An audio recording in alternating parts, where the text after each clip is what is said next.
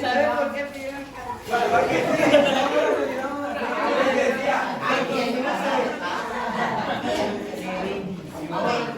Yo les voy a hablar un poco, aparte de lo que ellos hablaron, pero fíjate la dinámica para que entráramos como que confianza, se llama dinámicas rompehielo para que ustedes ya tengan un poquito más de confianza contigo, ¿no? Les voy a leer una reseña para que me entiendan un poquito más qué eran los guerrilleros. ¿Correcto? Dice, el 18 de septiembre de 1979, una unidad guerrillera ocupó militarmente la finca cafetalera en Uruguay, en Quetzaltenango. Con esta acción, la distribución manifestó, se inició la acción pública de la organización de armas. Ok.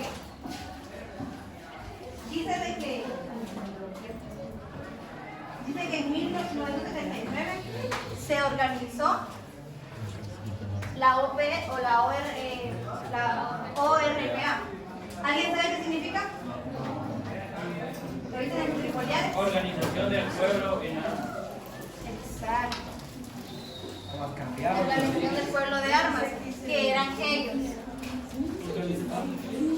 Aunque ¿quién organizó tú, verdad? ¿Quién?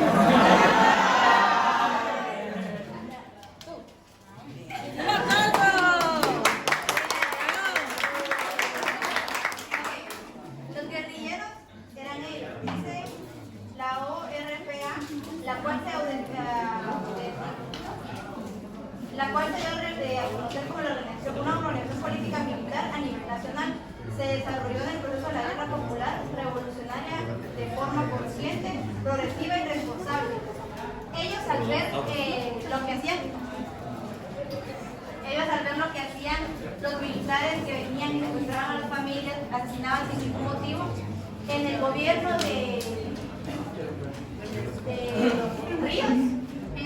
Ríos, se desató una masacre. Muy poco sabe sobre la masacre de las 2 R's. ¿Alguien ha escuchado sobre eso? Nada. Las 2 R's era una como aldea en Petén, en donde vivían aproximadamente 40 familias. Había solo una escuela donde tenían 70 niños y era solo una maestra para todos los 70 niños. Donde un grupo de guerrilleros tuvo un enfrentamiento con los militares. Los militares perdieron y ganaron los guerrilleros. Ellos tomaron sus armas, dejaron aproximadamente 25 rifles. Entonces ellos con eso se armaron de valor para poder enfrentar al problema. Cuando el gobierno se enteró de que habían perdido contra los guerrilleros, ellos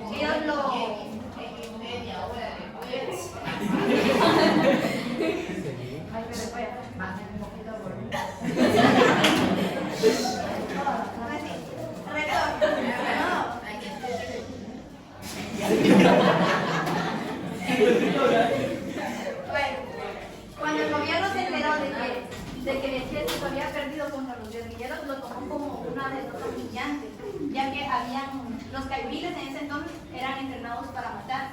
Lo que ellos no tomaban en sí era de que tenían que matar contra su pueblo.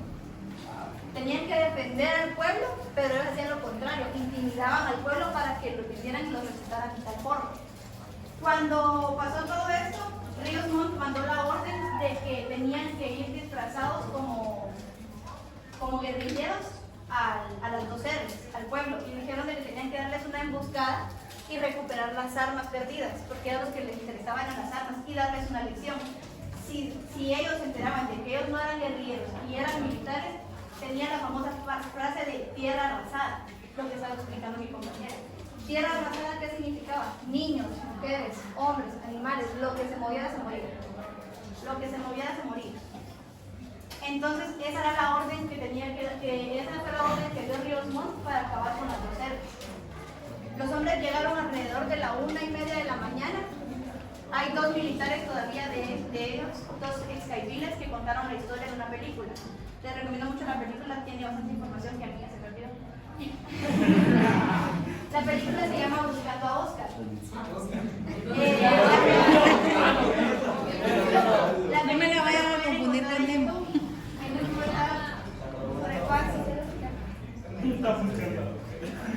Oscar te busca.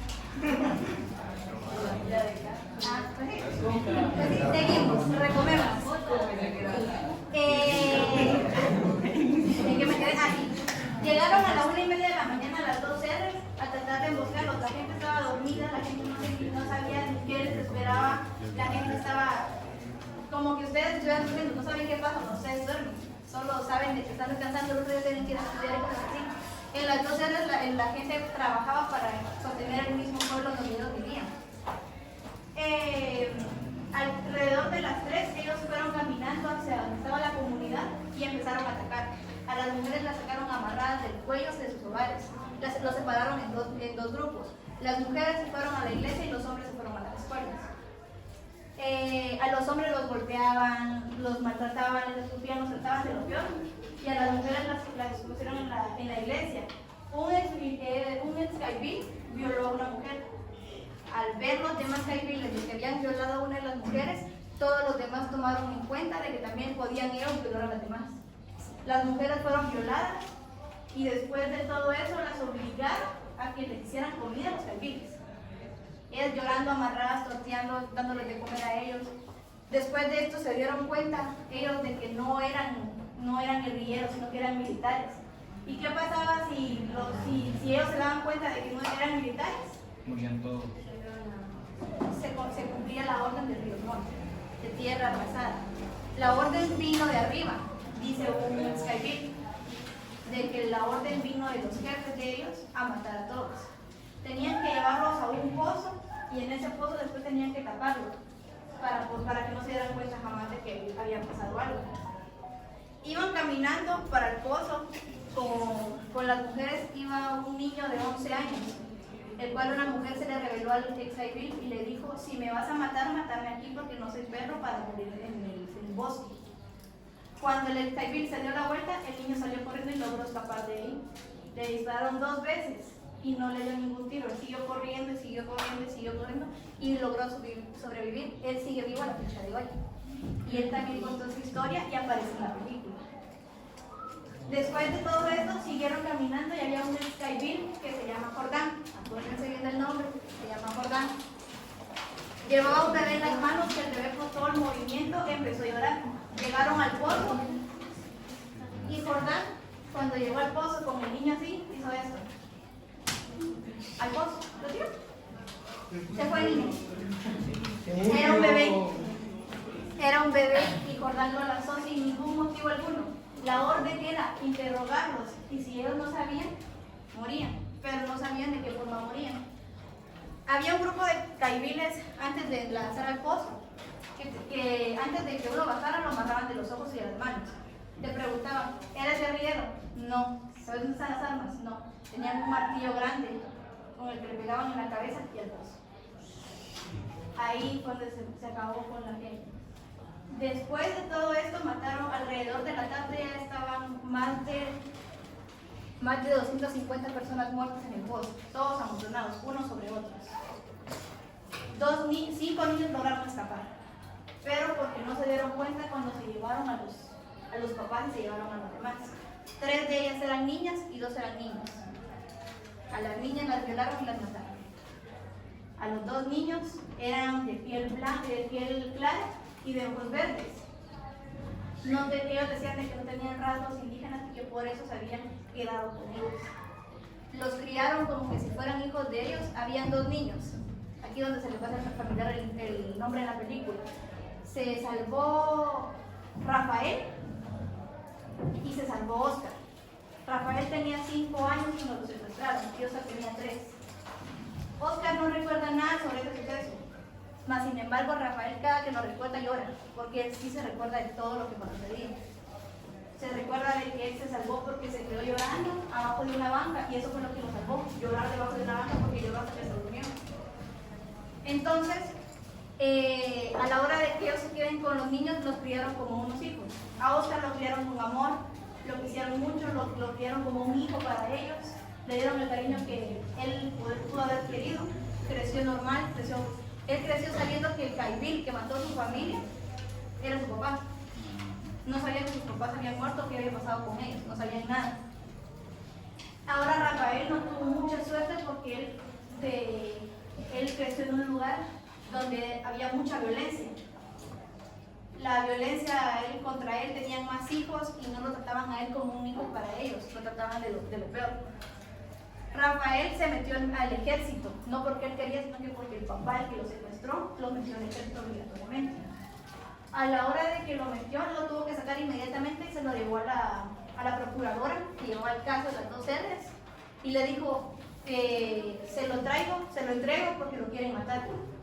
Entonces la procuradora de las 2 R's y la fundadora de la empresa Pambegua, que se encarga de buscar a los familiares desaparecidos, movieron sus conectes, como se les dice, movieron sus influencias y le pudieron sacar una visa y papeles a Rafael para poder seguir para los Estados Unidos. Él reside allá. Ya habían encontrado a Rafael, tenían el testimonio de Rafael, pero ¿quién faltaba? Oscar. Exacto. No encontraban a Oscar, encontraron a la familia de Oscar, pero lo único que sabían era de que Oscar había emigrado a Estados Unidos porque su supuesto papá había muerto. Cuando empiezan ellos a armar toda la historia, ya tienen evidencia suficiente para llevar el caso, mas no se hacía porque sabemos de que Ríos Montt estaba en el poder, tenía bastante peso para no venir y poder tener una sentencia. Sara siguió investigando.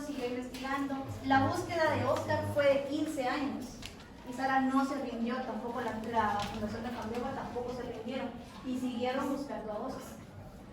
Cuando encuentran a Oscar tenía 4 o 5 hijos, vivía en los Estados Unidos y estaba de ilegal. Le dijeron de que necesitaban de que él se hiciera una prueba de ADN para ver si él era familiar de Rafael, porque a la hora de él ser familiar de Rafael ya tenían 2 pruebas vivientes de la masacre y ya tenía más peso la demanda que iban a llevar a cabo. Oscar se niega y Oscar dice de que no, porque él piensa de que no tiene nada que ver, pero Sara le dice, no eres la persona que crees que eres. Después le dice Sara de que él tiene que hacerse si él cumple con el ADN, ellas vienen y lo ayudan para que él sea residente en Estados Unidos. Ahí es donde él ya más o menos como que la piensa, porque al ser residente, ya como que la pensó mejor porque él tenía una familia que sacar adelante. Y si la amiga lo atrapaba, ¿qué iba a hacer la familia? Nada, porque él era el que sostenía su familia. Se hace la prueba de ADN y no sale compatible con Rafael. Mas, sin embargo, se hace compatible con un señor que buscaba entre los restos de los huesos a su familia. El señor se llamaba Feliciano. Sí, Feliciano se llamaba el señor. Cuando le dicen, Oscar, Rafael no es tu hermano, pero encontramos a tu papá, al verdadero papá. Solo imagínense la felicidad del señor al saber de que un hijo que él pensó que ya estaba muerto resultó vivo. Tranquilino, no Feliciano. Algo feliz era. Pero era pasivo. Por ahí. Cuando Oscar se entera, Tranquilino Castañeda, ¿verdad? Cuando Oscar se entera que su papá está en Guatemala y ya tiene papeles, llevan a don Tranquilino. Llevan a don Tranquilino a los Estados Unidos para que conozcan a su hijo y para que conozcan a sus nietos. Cuando él llega, se le hace mucha ilusión porque lo reciben con cariño, lo reciben con amor. Se lleva a cabo la demanda, atrapan a los militares que estuvieron involucrados en la masacre y a Ríos Montt lo sentencian a 60 años de prisión. ¿Qué pasó? Una semana después de la sentencia de Ríos Montt se canceló. Supuestamente se llevaba un año de investigación después para ponerlo preso, pero yo creo que falleció antes, entonces no pudo cumplir su sentencia, tuvo otra, ya sabrá el destino. Al pasar todo esto, ya que Oscar dice de que ya sabe cuál es su propósito en esta vida. Su propósito en esta vida es contar el suceso, es contar lo que a él le pasó, es contar su historia y que en Guatemala se sepa la verdad de lo que pasó en 83, perdón. Las 2 R's estaban ubicadas en Petén. En Petén estaban ubicadas las 2 R's.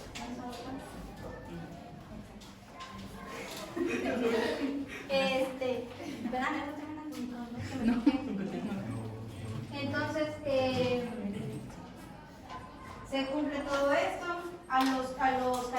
que dieron su testimonio, que contaron la historia, donde un caibil contó también de que él llevaba a una señorita de 15 años al pozo y le dijeron, cuando le iba a amarrar los ojos, no, tirarla, le dijeron. O sea, sin matarle, sin nada, tirarla, le dijeron. Entonces él vino y la niña lo volvió a ver y él lo agarró en los hombros y la mató. Así viva. O sea que murió. Pambeba y tuvo ayuda de arqueólogos, se le llama los de los huesos, ¿no? Arqueólogos de Argentina, para que ellos los ayudaran a buscar a las personas. Se desenterraron un montón de cadáveres, ya no estaban los